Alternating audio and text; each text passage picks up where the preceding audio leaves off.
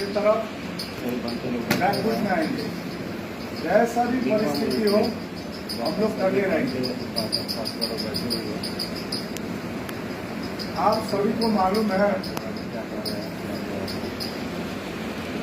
कि आज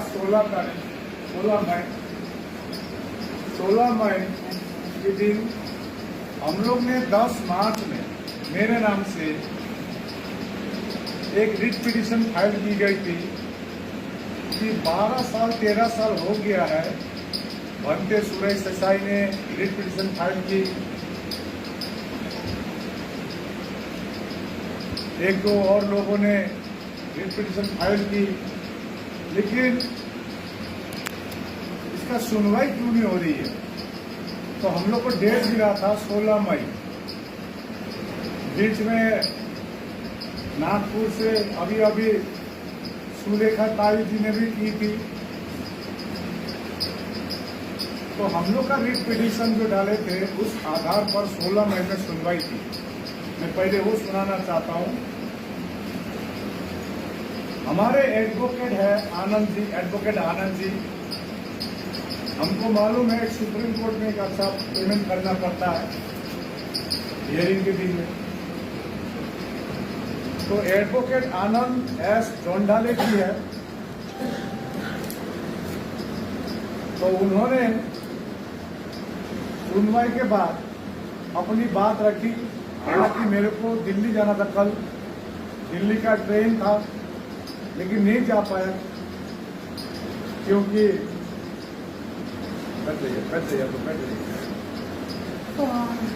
तो 13 तारीख की जो घटना घटी, बैठ रही है, किसी नहीं दिख पा रहा, साइड में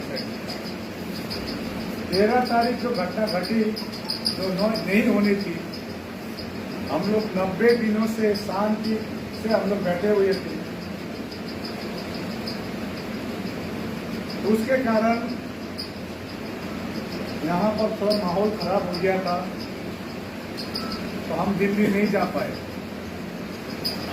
तभी भी एक अच्छी खबर दे रहा हूँ कि आज जो सुनवाई थी जस्टिस प्रसन्ना बी बराले, उन्होंने प्रसन्ना बी बराले अब Supreme Court has reprimanded government advocate, सरकारी जो वकील है, सरकारी एडवोकेट को उन्होंने फटकार लगाई। रेप्रीमेंडेड बने फटकार लगाई। क्यों 12 साल से देरी हो रही है, मैं पढ़ के सुनाता हूं। हस्तक्षेपकर्ताओं के लिए हस्तक्षेप हम लोग ने किया।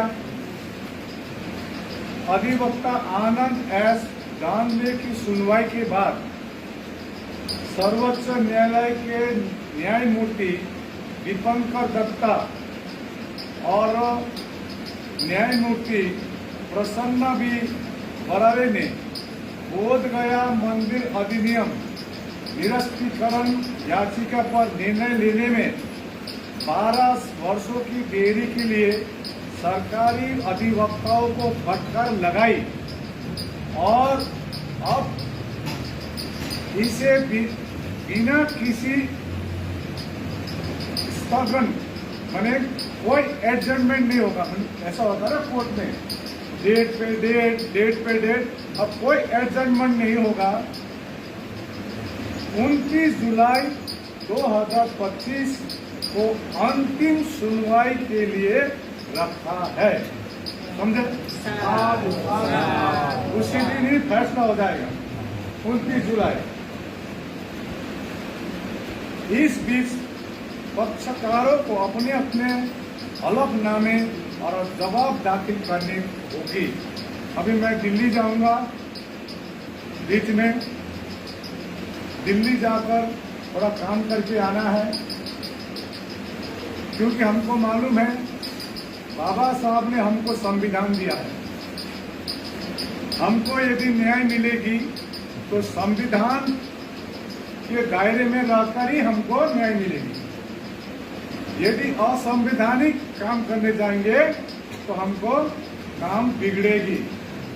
हम लोग ने 90 दिनों से आज 94 डे हो गया। कल रात को मैं 10:30 बजे तक धरने स्थल में था। 9 तारीख को आपको मालूम है सरकार के तरफ से एक सूची आई थी, इंडिया पाकिस्तान की लड़ाई की स्थिति थी।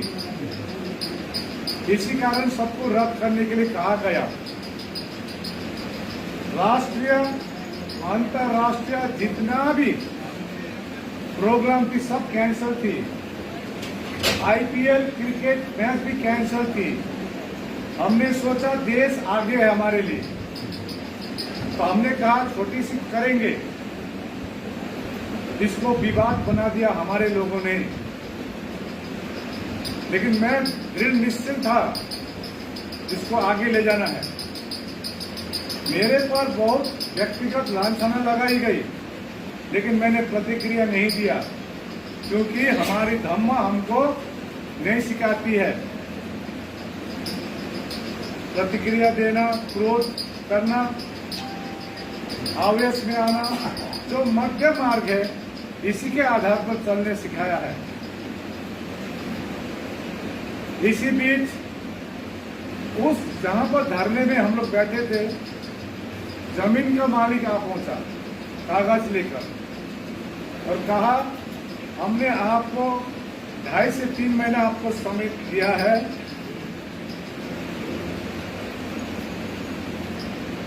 ढाई से 3 महीना दिया है। आप लोग का आंदोलन अनिश्चितकालीन है, आप लोग दूसरा जगह देखिए, नहीं तो मेरे को कोई स्ट्रिक्ट, क्योंकि उनका है हक अधिकार है।